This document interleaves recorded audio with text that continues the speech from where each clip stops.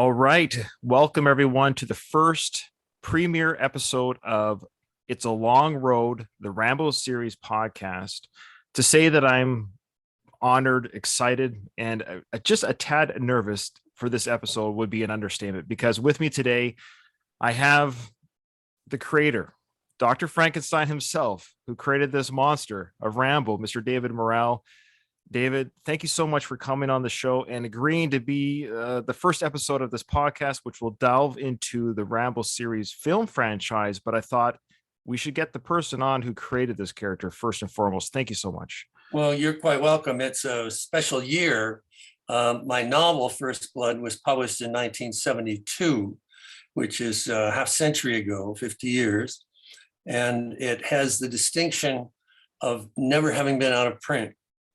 And few novels can say that. It's been a remarkable journey to have a book that lasts that long. Well, it's incredible, absolutely incredible. Before we get into the book, I want to know, David, what was life like as a young Canadian in the 40s and 50s? Now, I'm a Canadian myself. I'm actually in British Columbia right now. We'll talk about that a little bit later. But what was life like for you as a young boy in Ontario, Canada? I was raised in southern Ontario near Toronto in a twin city called Kitchener-Waterloo, which in those days was certainly not as big as it is now, but everything was small then. And Waterloo is distinguished for its breweries and its distilleries. Seagram's was there, Labatt's was there, and things like that. And we're talking about 50 years, so we're getting into age. I was born in 43. My father was a British Navy pilot who had come to Canada to train Canadian airmen for the war. And he was shot down shortly after D-Day, a few days after D-Day. And so growing up for me was difficult because I didn't have a father. And I thought it was normal not to have a father, even though I knew that something wasn't comparable to what my friend's situation was. And my mother, at one point, when I was very young, unable to she was a brilliant dressmaker and unable to support herself and take care of me, she was forced to put me in an orphanage for a time. And this became a defining moment in my life. So everybody grows up thinking the conditions they have are normal. So after the orphanage, my mother boarded me on a Mennonite farm. So I was a year on a Mennonite farm with great memories of it. Graham Greene once said that an unhappy childhood is a gold mine for a writer. I didn't know I was unhappy, but I was. And so a lot of the themes of abandonment, of not trusting people. My mother remarried and the stepfather did not care for children and we didn't get along. And so there's a persistent theme in my work, which shows up in the novel First Blood, as opposed to the film where the age difference is not the same, where Teasle is old enough to be Rambo's father.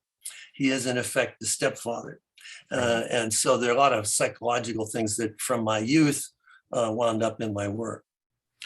Well, I didn't know that history, so thank you for sharing that. I know it's very personal. It was going to be one of my questions, because the characters of Teasle and Rambo in the book, which I just reread again. I've read it before, but I thought, boy, I better reread it for this interview, and I'm so glad I did.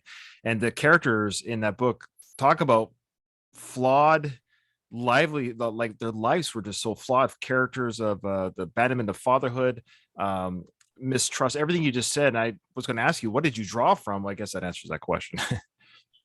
Right. And one of the things that's when we look at the movie, and remember, I'm not complaining. I like the movie a lot. And I like it enough that I recorded an audio commentary that's on Blu-rays of the film and on 4K, in which for the length of the film, I discuss the differences and what I see in the movie.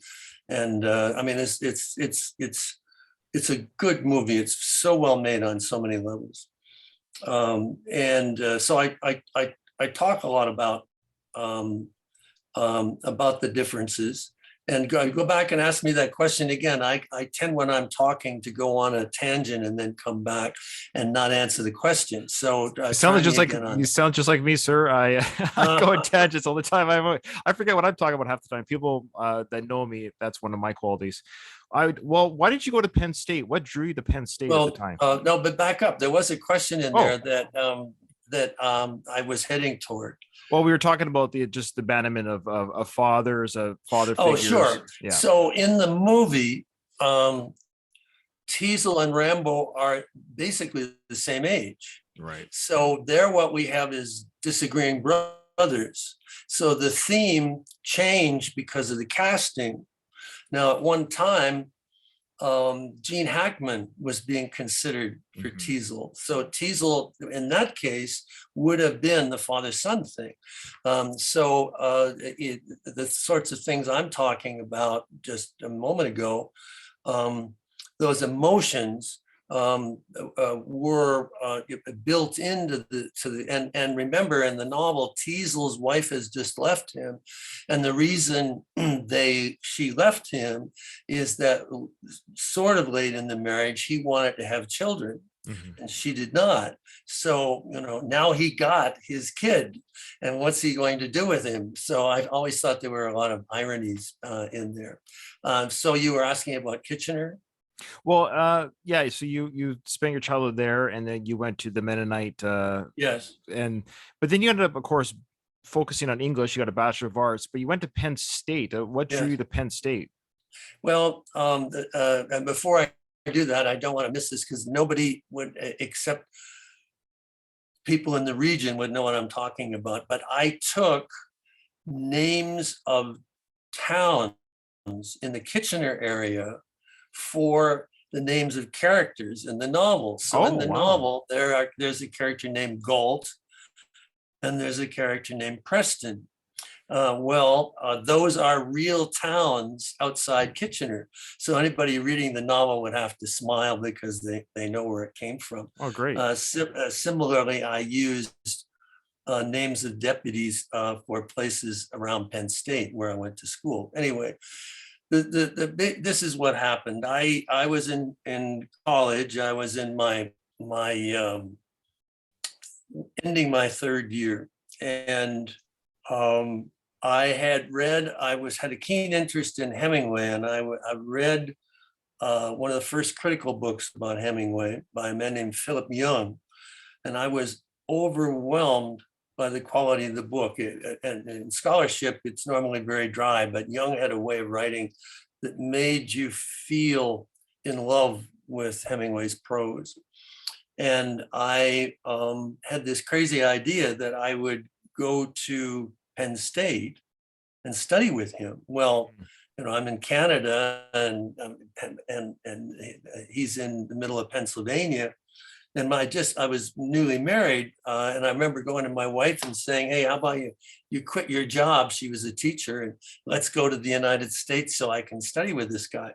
And my wife is a very adventurous person, and she said, "Let's go." So I wound up at Penn State, and there I met my first encounter with a truly professional fiction writer, and I'd always wanted to write fiction. And his name was Philip Klass. His pen name was William Tenn, and he was a science fiction writer.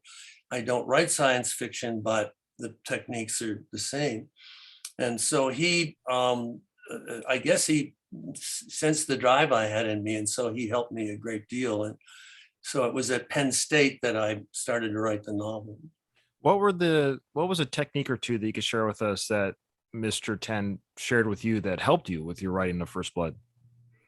Well, he believed, and we've touched on this somewhat. He believed he had two things. One was that to have a career, you had to be yourself. He had a mantra, which I pass on when I teach writing, which you have to be a first-rate version of yourself and not a second-rate version of another writer.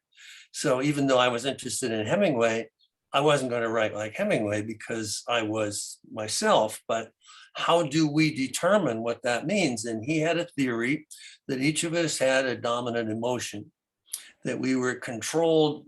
We have lots of emotions, but one more than any other emotion dominated us. For some, it was jealousy. For some, it was hatred.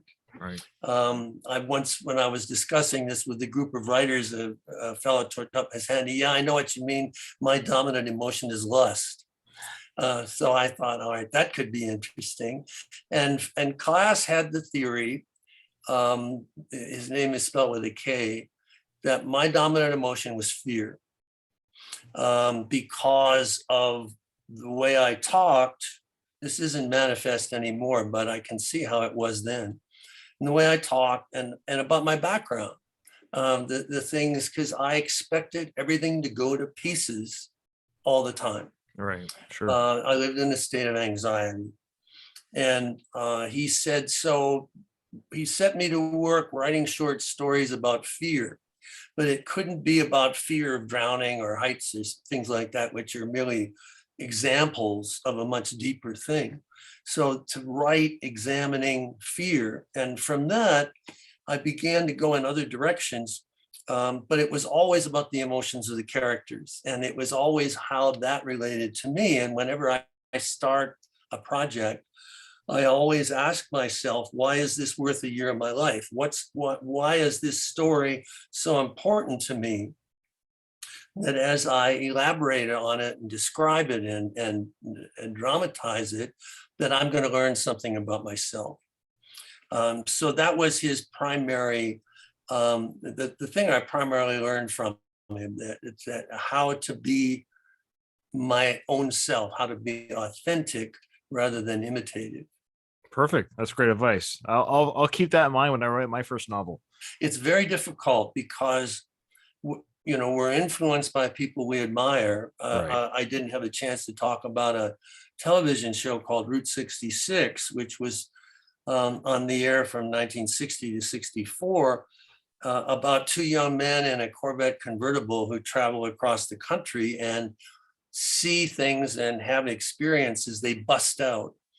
And the head writer for that was a man named Sterling Silliphant. And in my quest for a father, I had written, just as Philip Klass became my father, so to speak. So I wrote to Sterling Silliphant, who began giving me advice, and the guidance that he gave me through his writing. In effect, he became a kind of father. And I never wrote like Sterling. But again, the intensity of what he did and the uniqueness of what he did made me want to try to be unique myself. Oh, that's amazing. And are you looking at my notes, sir? I was going to ask you about Route 66. No, I can't see any notes. I know.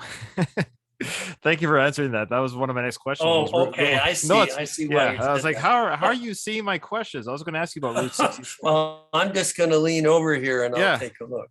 No, that's fantastic. Now, well, let's get into the Rambo character creation. Now, you were watching the CBS Evening News one night, yes, and they were showing, of course, footage of the Vietnam War. And was that your first time to see the current conflict on TV at that time when you saw this on the TV? Yes, because in Canada at that time, we're so used to the bombardment of information, cable news and the phone and everywhere. But let's remember that in Canada, there was a Canadian broadcasting system, but in those days, it all depended upon through the air, through an antenna into the house. Very, very touch and go. Sometimes you'd get a program and sometimes you wouldn't, and it was mostly Canadian issues. So truly, I had barely been aware of the Vietnam War when I went to Penn State. This sounds so long ago, but to me, it's still very vivid, in 1966. And I arrived to find my fellow graduate students terrified about being drafted. So I wanted to know what that was about. And then that in turn led me to, begin to understand how the Vietnam War was so big a deal in the United States compared to Canada. Now, the key here is that when I received my student card my student visa to go to study in the United States with my wife accompanying me. At the border, it was explained to me very firmly that I was a guest and that political opinions were not something that I was allowed to discuss. It may, and as a Canadian, I understood this, and I assume you do too. You go to someone's house and you might hear them saying some really wretched things, but I'm not going to argue it with anybody in their own house. And I'll, if it's a dinner conversation, I'll just shut up and I'll never go back. But I'm not going to argue with somebody in their own house. So similarly, I wasn't about to, have opinions about things I didn't know about. And I think this was important because as I watched the war escalate, it was as if I were an observer and I was seeing things. And then came the big year of 1968. And in 68, Martin Luther King Jr. was assassinated. In 68, Robert Kennedy was assassinated. Simultaneously, there were riots, some of them to do with civil rights, because there's prejudice in Canada too, but it doesn't have that, that strong, almost baked into it history of slavery and racial prejudice. And some of it was against the war. So you weren't always sure what riot was motivated by what. But even now, with the contention that exists in the United States and that you are starting to see in Canada, such as what happened in Ottawa, even now, it's hard to imagine a year in which there weren't 10 riots. And I'm not talking about what happened in Ottawa. I'm talking about buildings going down. I'm talking cars being burned, et cetera. Not 10, not 20, not 50, not 100. There were several hundred major riots in the United States that summer, that year. Some cities never recovered. Parts of Buffalo are still riot ravaged. Parts of Detroit, parts of Gary, Indiana, inner city of Los Angeles. Some of them are still abandoned. Although, over the years they've been worked, but it was devastating.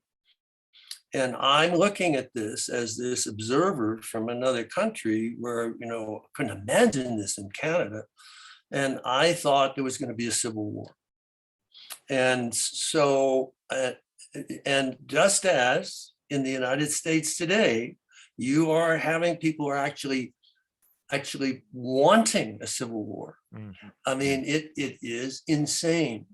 So I was watching this, and as you mentioned, this CBS Evening News, where there was a firefight in Vietnam, and there was a riot in the United States. And I thought, if you turn down the sound, they're the same story.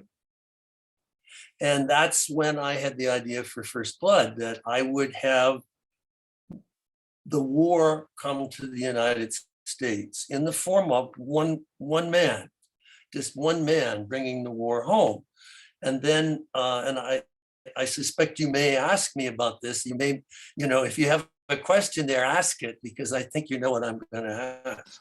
Well, go ahead and start. Well, it's David. About who was my model for the character.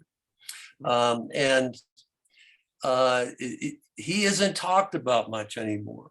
Right. But Audie Murphy, Audie, was in his day extremely famous, not only for his war record. He was America's most decorated soldier of World War II. And to see his citations for all the decorations he received makes anything in my novel First Blood look. Audie Murphy was extraordinary in what he did in combat. In fact, he wrote a book called To Hell and Back, And when it was filmed, he played himself in the movie as I they didn't know that. reenacted World War II. Oh, wow. And he was this shortish, thin, baby-faced Texan. I think he was 18 or 19, might have been younger. And when he came back from the war with all the adulation he received, James Cagney, the actor, was also a great dancer, performer, singer. Yankee Doodle Dandy is a good example. Took him under his wing, so to speak, and said, I think you could have a movie career. And in fact, Audie Murphy did have a movie career. He made many, many, many Westerns. And some of them were A pictures, such as The Unforgiven with Brett Lancaster and Gene Stewart, or I mean, Gene Simmons, with John Huston directing. So this was not shabby, but most of them tended to be lower budget Westerns in which when he was in an action scene, you could see him go away as if he were back in the war. Right. And he had such a baby face, but steely presence that in one of his movies, No Name on the Bullet, the plot is he, dressed in black, comes to town, sits in a chair outside a rooming house, and everybody knows who he is and figures he's here to kill me because they all have secrets. And they basically begin self-destructing, and he doesn't have to do anything but sit in a chair outside this building. It's really very amusing, but very intense.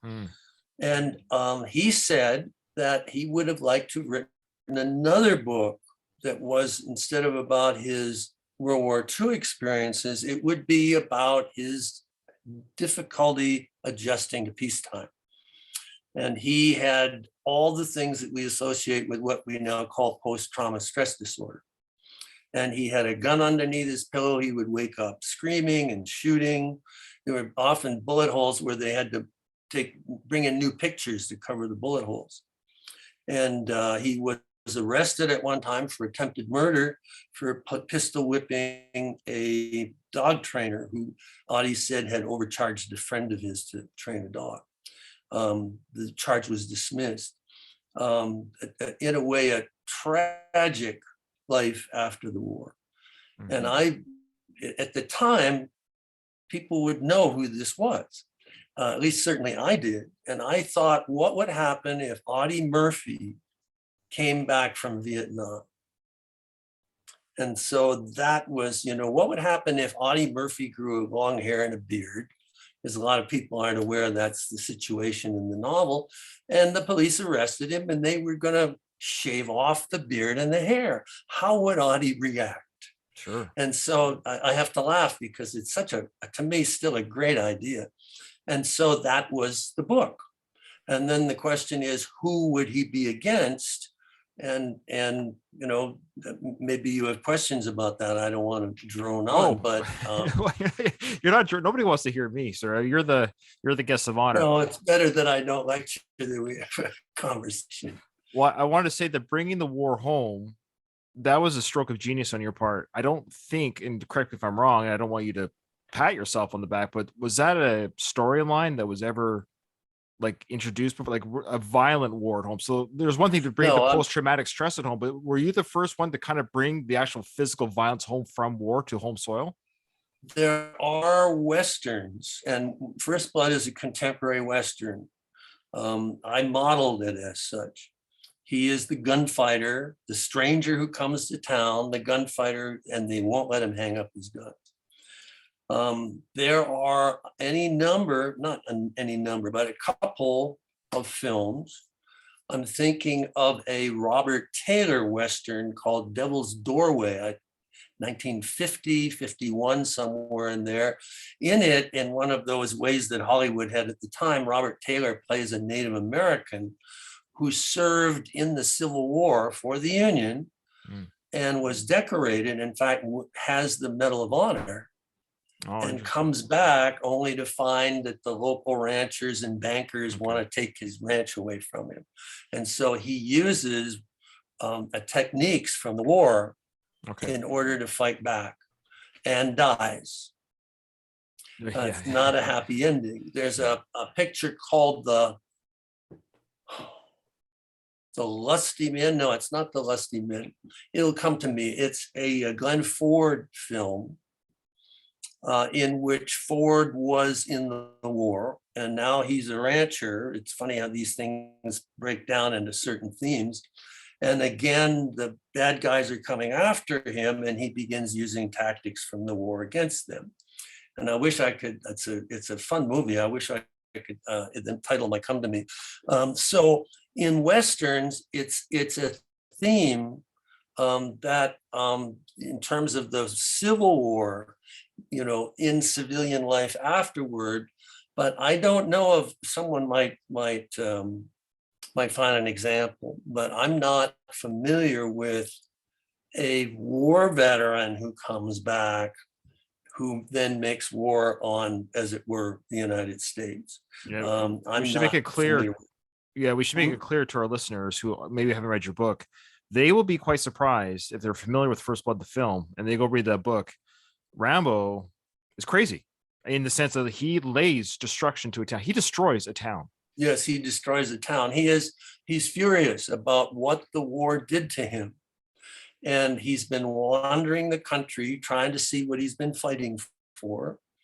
And he has the Medal of Honor, but he's very confused. And this police officer will not let him alone until finally things get so out of control that we have the war. And the book is structured so that the chapters alternate between Rambo looking at the police officer and the police officer looking at Rambo, and they have almost an instant hatred with each other. Yes. And they do not make any attempt to understand why the other person is behaving that way. So it escalates and escalates and escalates, which is basically, I didn't think I'd ever see it, but in the United States, First Blood's as relevant as ever. That the novel is, because what you have is opposing sides who are so entrenched that they're not interested in the discussion. They're not interested in trying to understand each other. And the alternating chapter viewpoints became actually the theme of the book. So that you'd be in Rambo's mind, you say, yeah, that rotten police officer.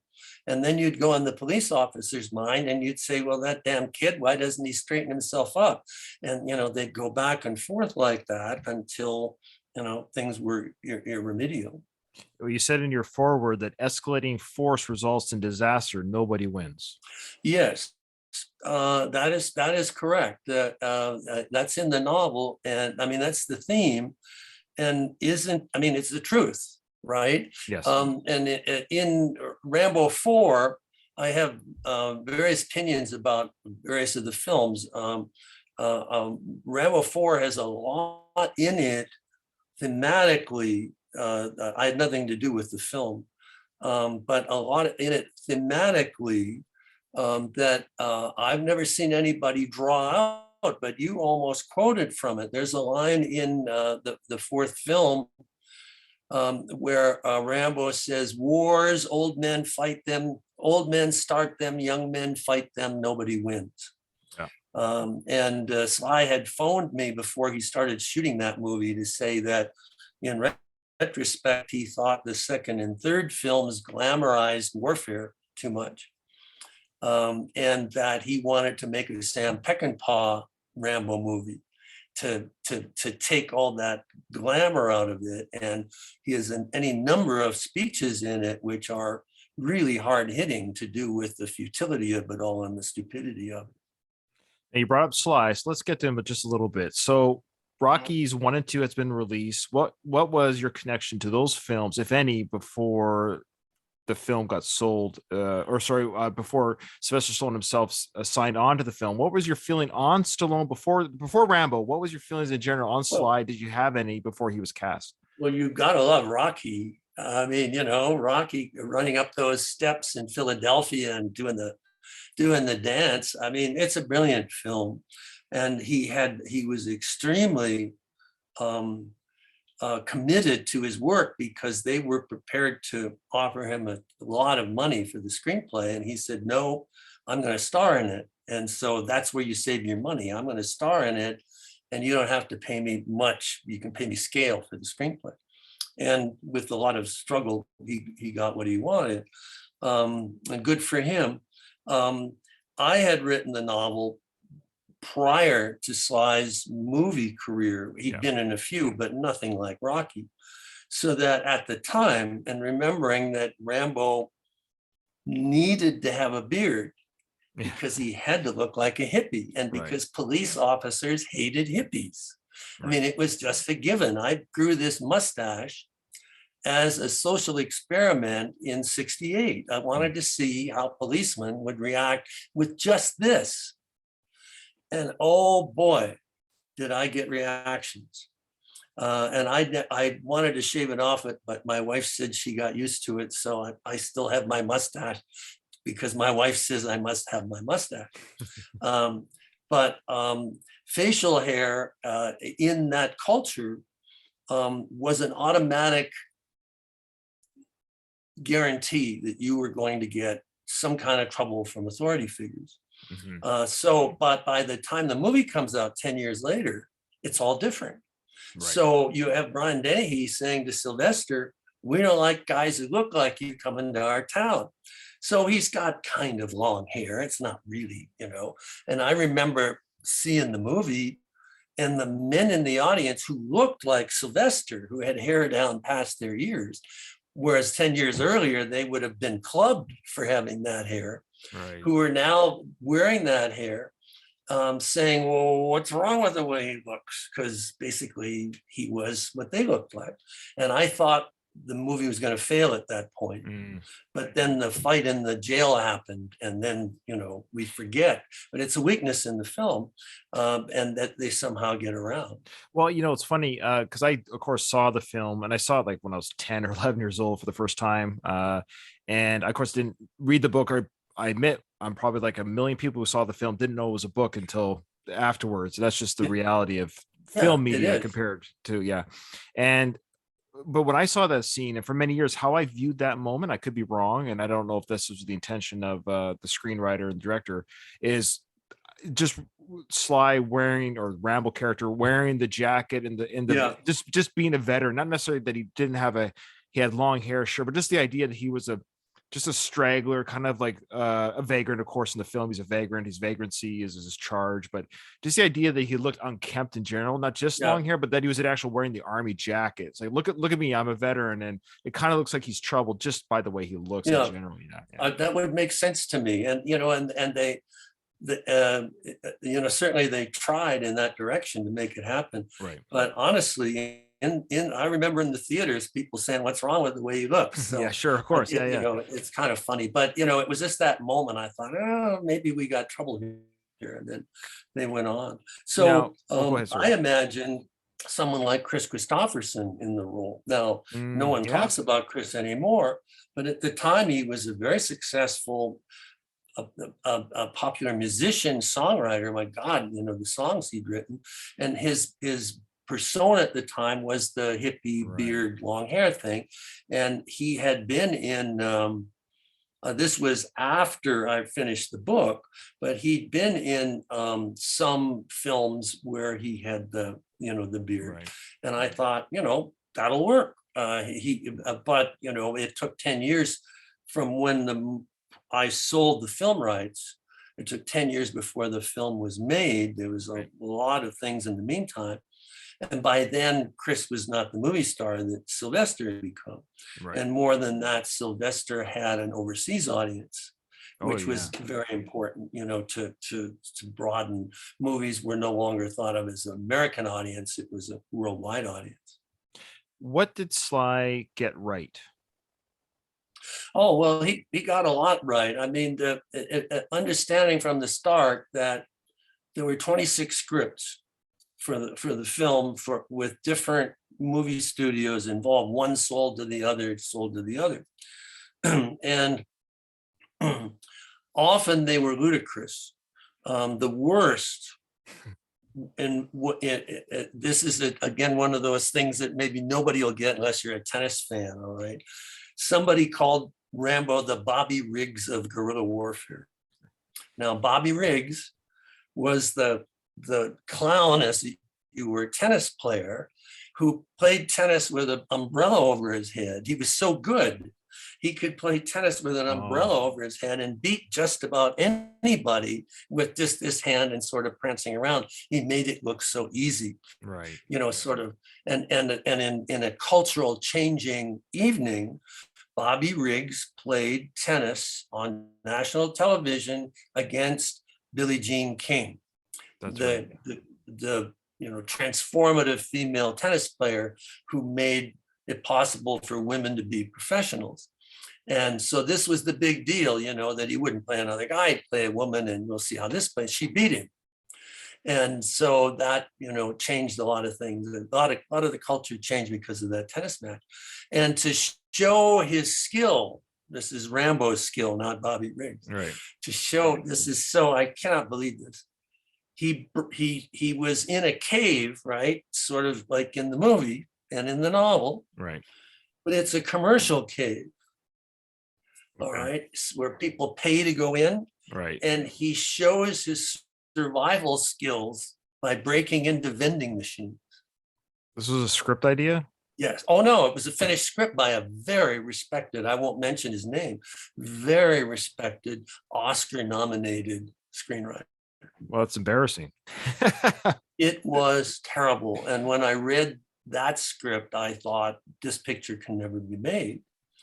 But at the same time, and this was very exciting, I found this out years later, I happened to be somewhere where Sidney Pollack, one of my favorite film directors, was. Pollack is no longer with us, but he's The Way We Were, out of Africa, Jeremiah Johnson. Right. Pictures look great, but people don't think of him because the pictures were all different. He didn't have a persona as a director. And anyhow, we crossed paths, and he said, "Yeah, I worked on First Blood for 6 months." Wow. And I said, "Wow." And he said, "Yeah, Steve McQueen was going to be in it." Yeah. And we were just about there. But then they realized that Steve was in his 40s. And in 1975, when this was shot, there were no 45-year-old Vietnam veterans. It was a very young 18, 19-year-old war. By 1982, rather, when the film came out, it was a little more believable that Sly, of his age, right, he was 36, would have been a veteran. So that in a way, the timing worked out pretty well.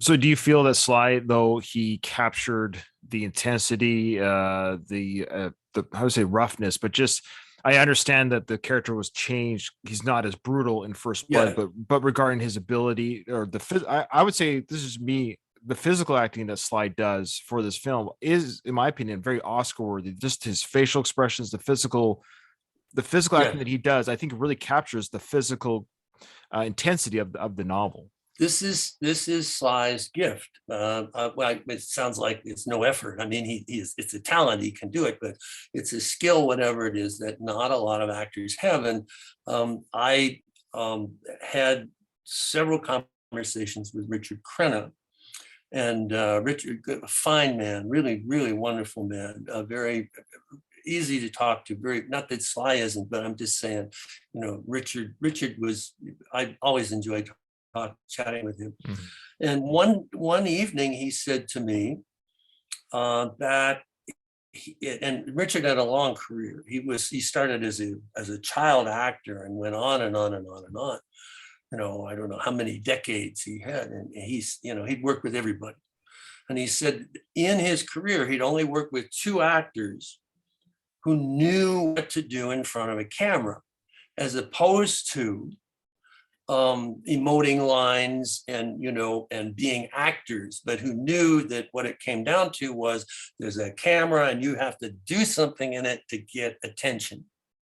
And he said those were Steve McQueen, who he'd worked with in The Sand Pebbles, and Sylvester. And what Sylvester understands, there's a Michael Caine filmed some lectures about film acting, and in it he emphasizes that eyes are the secret to film acting. And he says, and in your close-ups, do not blink. And Sylvester has a kind of a wounded deer quality that he can bring to the role, so that even with all the implied violence that which the character was capable, those eyes were intensely sympathetic. And Sly, like so many fine film actors, tends to take lines out so that a look or a gesture would become better than any dialogue could be. So that what you were saying is absolutely correct, that he knows what to do with his body and his eyes, especially the scene where he's being fingerprinted is a good example with the eyes. The other thing is that, like McQueen, similar to McQueen, props are a major thing for Sly. Steve was never happy in his movies unless he had something he was doing, and of course you watched him doing it, so that the other actors disappeared. So it was Sly's idea to have the knife. There is no knife in the movie or in the novel. Right. It wasn't part of the culture, but Sly knew Jimmy Lyle, the knife maker, and had collected knives. And so it was in his mindset to say, let's put a Jimmy Lyle a knife in the movie. So more than maybe anything, that knife as a prop defined the character. Yeah. And so, yeah, he brought, I mean, the whole goal is, how do you personify something that was on the page? And, he's brilliant. Now, of course, everyone pretty much knows. Spoiler alert! If you don't want to hear a spoiler of the book, well, don't listen to David's intro to the book. Number one, don't read the forward. But here you go. So, of course, Troutman kills Rambo in the book, and there was also a scene filmed, alternate ending to First Blood, where Troutman and Rambo are having a discussion, and there is a gun drawn on Rambo, but Rambo himself shoots the gun in Troutman's hand on himself. So suicide. Are you, and of course you're happy with the ending of your book because you wrote that book, but are you happy or not happy with, despite the sequels? I'm just talking about the original film. How are you with the ending with the film in light of what happened before? So, because I should say the film is, let's say it's lighter. And I know there's been some discussion that the film is sympathetic to the Rambo character. I think that's true, but even if you look at it objectively, Rambo is just as troubled and just as wrong in the film, his actions, as is Teasel. Meaning, even in the film, you don't really root against Teasel. I never hate Teasel. He's also just a complicated. He's in the wrong place at the wrong time too. Both these characters, they should never have met. You know what I mean? And so they both survive at the end of the film, which kind of is a relief. You don't really want either one to die. But in the books, it's kind of fair because they both die. So I guess what I'm saying is, are you happy that they shot the alternate ending or not? I don't have a problem with the ending. I mean, my novel was about mutual devastation. Right. It's as if they had nuclear arms, they would have killed each other. And it was about no winners. And the Colonel Troutman's first name is Samuel. He is Sam. He is Uncle Sam. He is the system. The book, as I saw it, was an allegory. Right. And that Teasel was, as it were, an Eisenhower Republican, comes out of the Korean War. He has certain values to do with the 50s. And Rambo is, as it were, a disaffected war veteran who's, almost a war protester. And, of the type back then that burned down buildings. So in that scenario, there could not be any winners, and the system wins. I mean, I would not change the book for a moment. No. But once they softened the character, and that was done at the very beginning, which is not in my novel, in which he visits the farm, whatever it is, where there's a black woman hanging out the wash, and he's come to see Delmer, but he's dead. Oh my God, the Agent Orange killed him. What's to be done? I mean, you can parody it so well, and yet it's done so well. Right. And that sets him up, right? I mean, oh, he's so sympathetic. His friend is dead. Right. Oh, and then this bad man picks on him. I mean, it's like Right. what movies are. Right. And once that's set up, you can't kill him. And in fact, the first version of the film did kill him in the scene that you described. Right. Troutman has the gun, Rambo wrenches it away from him and shoots himself. And the audience in Las Vegas, Nevada was furious. And I mean, they were really, really angry. And, you know, the idea was you can't kill Rocky, you can't kill Rambo. So that made the producers, one of whom I knew pretty well, Andrew Vanyu, and he told me that they had no plans for a sequel. But when that screening went so badly, he said we had to go back and reshoot. Sure. We had to make him live. So they went back and reshot. And then by God, it was a big hit. And then they said, "Oh, we can make sequels." I mean, it was like a happy accident for them. So on its own, the film works very well. And I mean, there's just so many things great about it. The acting and, you know, and Ted Kotcheff, he's such a good director. Mm-hmm. Another fellow Canadian. Cinematography and all that. And I always single out Jerry Goldsmith. Oh, because yes. Jerry's music made an intent, and I talk about this in my audio commentary for the film. Sometimes I pause just so we can hear a little bit of Jerry's music, just, you know, for 15 seconds. And if to this day I am bothered by the overuse of expletives in the film, I don't believe they're necessary. I know why they're there. They're and the sort of grittiness, but it's always self-conscious. I always feel the actors know they're saying, you know, these expletives for effect. I don't for a minute believe that these characters would actually, in that context, say it. Sure. And I think the film would have been better. It's me, and I'm a Quentin Tarantino fan, right? So I mean, if I can get away with what Quentin does, but I just feel that aesthetically it could have been done. That's the only change I would make. Now I know our time is running short to what you agreed to there, sir. So I do have one sort of fantasy question, if I could entertain you with one. Yeah, sure.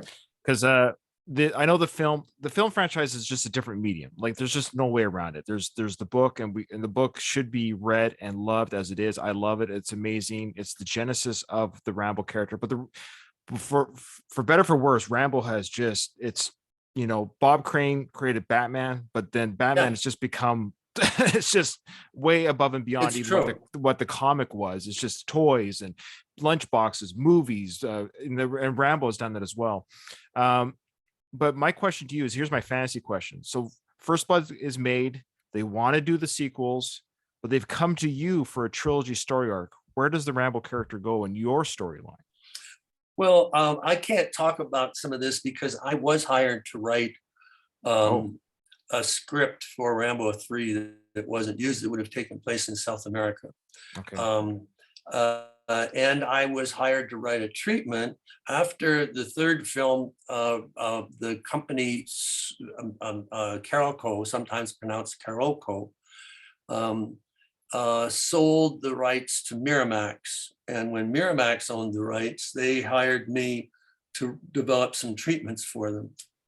And then Miramax sold the rights again to a company called Millennium, which now is the ones that made 4 and 5. So some of this is proprietary, and I can't talk about it much. What I did do is I wrote in the day, in the 80s, novelizations were very popular, and without VHS tapes and then DVDs and streaming and cable as we know it, and all the other methods that you can watch a movie, people bought novelizations so they could mentally reimagine the film. And Andy Vanya asked me if I would write novelizations for 2 and 3. Now, if they wanted it, they had to ask me because by contract, I'm the only one who can write novels about Rambo. Okay. So they needed me. So I said yes, but the scripts were so basic, let us call it, Sure. short, 87 pages, and very streamlined plots. And I thought, I don't know what to do here. And then it turned out that James Cameron, the James Cameron, before he was James Cameron, had written the first draft of Rambo 2. And that had a drastically different tone, much closer to my novel. And so I said, all right, if I'm going to do this, and remember, they needed me. I said, if I'm going to do this, I have to be able to use parts of Cameron's script. And then I said, and in fact, because it's my character, there are some things here that I wish had been developed a little differently or maybe more deeply. Sure. So the book will be 1/3 what the film is, 1/3 what Cameron's script is, and 1/3 what I think it could be. Right. So while I never had scripts that I wrote filmed for Rambo, I did have Rambo 2 and 3, the novelizations, published, which gives people an idea of what I would have done. Always granting that I'm doing this based upon ideas that had been supplied to me by Cameron and Sly in the first case, and Sheldon Lettish and Sly in the second case, make sure we have all the writers here. So, it's complicated, but those novelizations have lasted too. One of them was 6 weeks on the New York Times bestseller list. Well, I read both. It's been a while. So, I was one of those teenagers that bought novelizations just for those reasons. I bought them all the time. I bought yes. Batman, Tombstone. I bought all those novelizations. I love. In fact, they would release them before the movies came out. Yeah, it was part of the promotion. Yeah. And I had fun because having talked with Jimmy Lyle and learned about the knives, which I didn't know about, before when I'd written First Blood. So I have sections in the novelizations about Jimmy's knives and about Gil Hibben's knife I became close friends with Gil Hibben later, but, so we even have diagrams of the knives in the books and, how they're made. No, it's a lot of fun to supply that information. Are you well, I mean, I don't say, are you happy, but what are your feelings on the fact that Sly is so enamored by the Rambo character? Like, I think he loves Rambo as much as even though he didn't create Rambo, he put it in the stratosphere that it's in, though, his global star appeal and all that. But he has like knives on display. I think he has just as much Rambo stuff as he has Rocky stuff in his house. Yeah, I think he may have sold some of the material. Sure, yeah. I think he had an auction a while ago. Well, Sly is not quite a method actor, but he immerses himself in the roles and tries to find things that he can relate to. In a way, he makes the character that he's portraying himself. I tell you a story I love to tell about. We've talked, I've never had dinner with Sylvester Stallone, but I have talked to him for dozens of hours, often on the phone. And he told me this story. He says, we talked about screenwriting, and he said, visual, how do you do this visually? He says, so he talked about one of the Rocky films. The scene is that Rocky has come to the cemetery to visit the grave of his dead wife. And he's trying to establish that he goes there a lot. Yeah. So the way an ordinary screenwriter would do this is that Rocky would walk down a path and there'd be a guy on a power mower going by, and he'd say, "Oh, hey, I see you're back, Rocky. Nice to see you." And that would say, "All right, he comes a lot." So it's dreadful. So how do you do this to make it fresh and, intriguing? And so what he did is he had a folding chair that was, it's in various times, but the one he liked best, it was up in a tree. So he came and he pulled down the folding chair and opened it and he sat down. And that told you everything, right? You didn't need any dialogue. You knew that he came there a lot and that they tolerated him putting the darn chair up in the tree. It's wonderful. Yes. And so that's, what he does. And yeah, Rocky and Rambo, two different things, but it's rare, in fact, for an actor to be associated that closely with two characters. It is. And not only that, I've said this before on my Rocky podcast, but we obviously talked about Rambo quite a bit throughout that series. That Stallone, he's often slighted for his acting, which I think is unfortunate because I think he's an incredible actor. He's able to portray two characters so differently that when I watch the Rambo films and when I watch the Rocky films, I'm never thinking, oh, that's Rambo. Like you're watching Rocky and you're watching, like, he's able to channel those characters so well. They're so different. And I always say Rocky is the guy you marry and Rambo is the guy you party with on the weekend. He's the guy you take home for the weekend. Oh, that's funny. I have a story I like to tell about him. Please. About Sly. It's a very personal story, but you'll see why I'm doing this. My son Matthew, who was 15 years old, died from a rare bone cancer in 1987. Sorry. Yeah. At the time, Matthew was very ill and he'd be in the hospital and then he'd be home and he'd be in the hospital. And I was in LA and I had some business with Sly's company. He wasn't there, but I had occasion to be talking to his administrative assistant. And I said to her, maybe Sly could phone my son and, it'd be something special, something different. Sure. She said, he gets these requests, but, he never knows what to say. And it's so awkward that he really doesn't do it. And I said, well, my son will talk to him about movies. So it'd be pretty easy. I thought, so just a thought. So a couple of weeks passed and, as these coincidences in life will occur, my son came home on a rare occasion when he was able to go to school, and he came home with two classmates.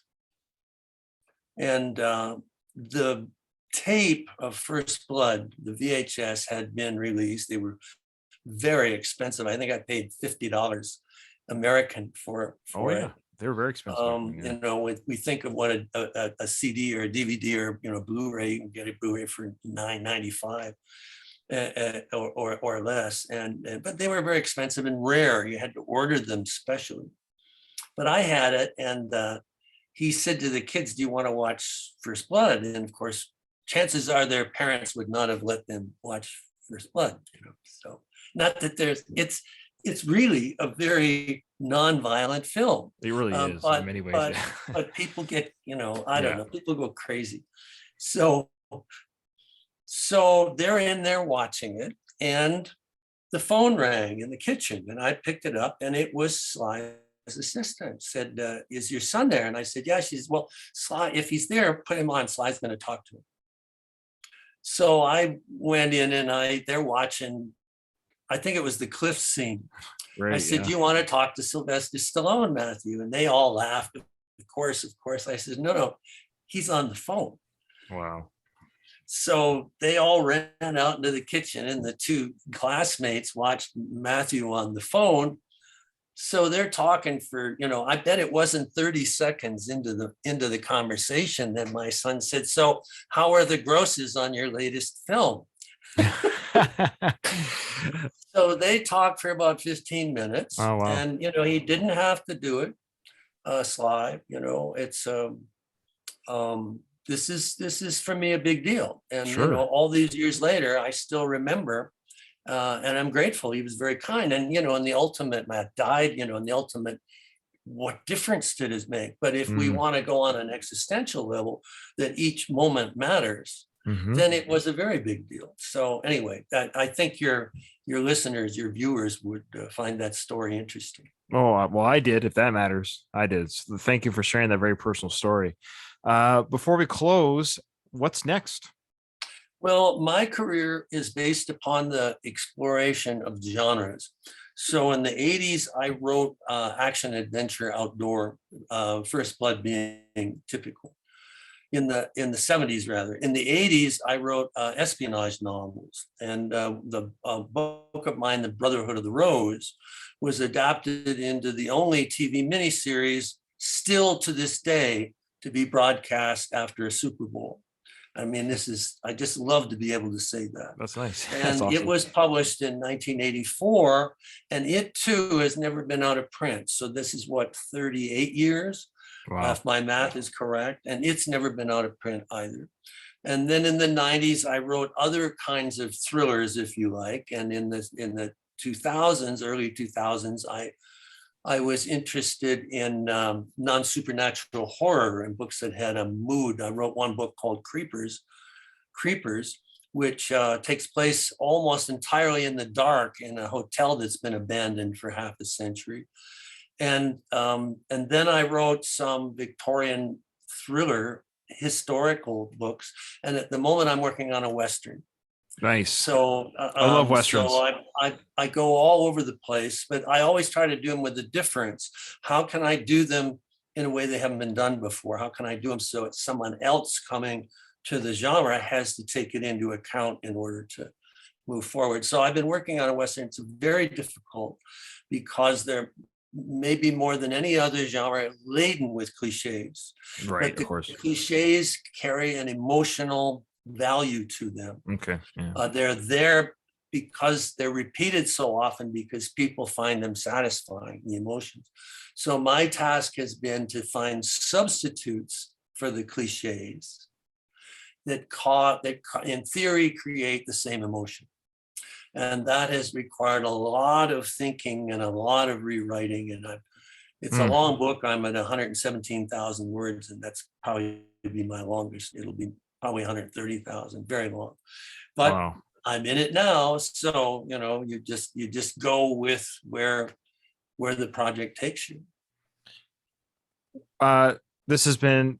I feel like I've got 1,000 questions, David, that I wanted to ask, and you led the conversation, which I want. I have more questions. Look at this. Well, let's try one more, and then we'll because I always believe in let's leave people wanting more, but if we can do one more. Okay. Well, the one question I had, we're going to go back to the PTSD and the war veterans, because I didn't know if I told you, but I'm actually a military member myself right now. No, you didn't mention that. Yeah, I'm in the Navy, the Royal Canadian Navy. I have been for 18 years, and I haven't been to war or anything like that. Of course not. I've been fortunate, but I'm prepared to serve if necessary, if called upon. And that's what I trained for. But of course, when Rambo was written, or when First Blood was written, there's veterans at the time during the Vietnam War and Korean War. And I'm just curious, since this book has come out, have any veterans come up to you and spoken to you about the PTSD that is displayed in the book and what it meant to them? Yes, the most memorable conversation I had, I was at a book signing. This would be when the movie came out. And a woman said to me, a man had come up and he wanted a copy signed, and we talked. I tried to talk, it's not just here, go away. We have conversations. And a woman said, in a way, the book and the movie had saved their marriage. And the reason for that was that he had been very withdrawn after coming back from the war. And I guess he'd seen combat, and running around those jungles, it must have been terrible. Oh, yeah. Sure. And he wasn't the same. But usually there are a few exceptions, but almost always veterans who've seen intense fighting won't talk about it. Of course, yeah. They don't want to go there. And even when you read Audie Murphy's To Hell and Back, the book, the combat scenes are very generally described. And It took me 2 pages to realize he just described what he did to get the Medal of Honor. Wow. And so she said he kept it in, but when they went to see the movie, he went home and I guess it was in a good way, an emotional night then, because he began to talk. Mm. He'd identify with the character enough that he began to talk, and thereafter talked more, so that she began to see what he'd been through, and he began to feel more comfortable adjusting to it at a time when post-traumatic stress disorder was not a term. That Right. came after about 85, when the second movie was coming out. So in further conversations here and there, I have no way to prove this, but I think the movie changed the culture, because until then, you would see demonstrations against returning American military personnel who'd been in conflict, who'd been in combat, as if it was their fault. That somebody disagreed with the war, it had to be the person fighting it. Right. And what I think came out of this, and also later, I mentioned that line from Rambo 4, wars, old men start them, young men fight them, nobody wins. That I think the culture changed.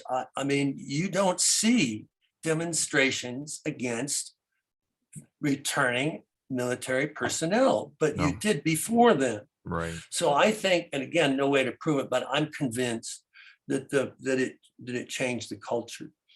And however, it changed it in another way. And this might be a good way to end as I tell you this.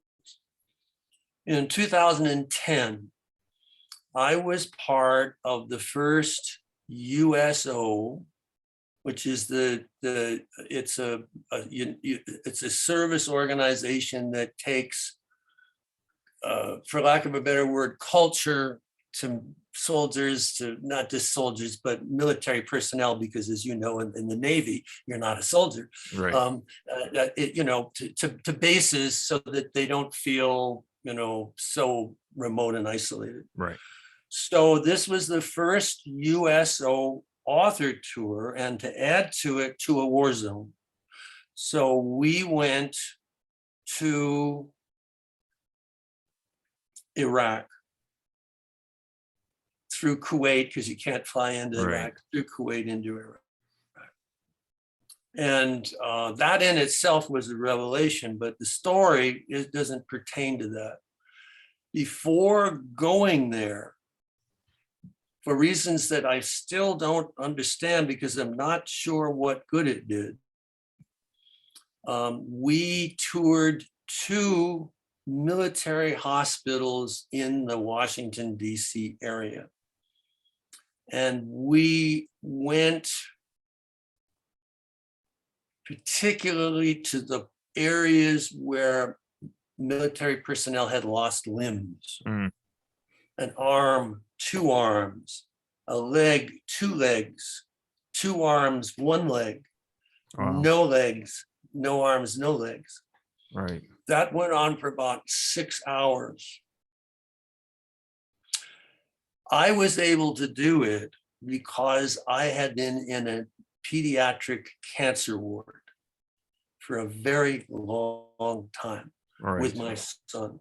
Okay. And I had seen bad things. And while this would not compare, I just said, hey, Matt, give me a hand here. And I'm getting a little choked up even thinking about it. So to a person, every one of those amputees told me they had joined the military because of the Rambo films. Wow. And I said, well, I guess in some way that makes me responsible for what happened to you. Right. And they said, no, you don't understand. I'd do it again. Wow. And I'm still trying to understand that. Now, in the military, it's about family, not your birth family. It's about the unit. Right. And what you will do for your team. That is your family, maybe more than any other family you have. And it's something that most civilians don't understand. Right. How powerful the bond is, and how someone could come back from war and go back to the war because they missed their unit. And that's what I think they were talking about in terms of why they do it again. But as one mother, because a lot of these people couldn't be left alone, they couldn't care for themselves. So inevitably, the rooms were big enough. They had like a lounge chair there, and there'd be a mother who lived in that room, because this was like a 6 to 8 month to get the person ready to be out of the hospital, or a wife.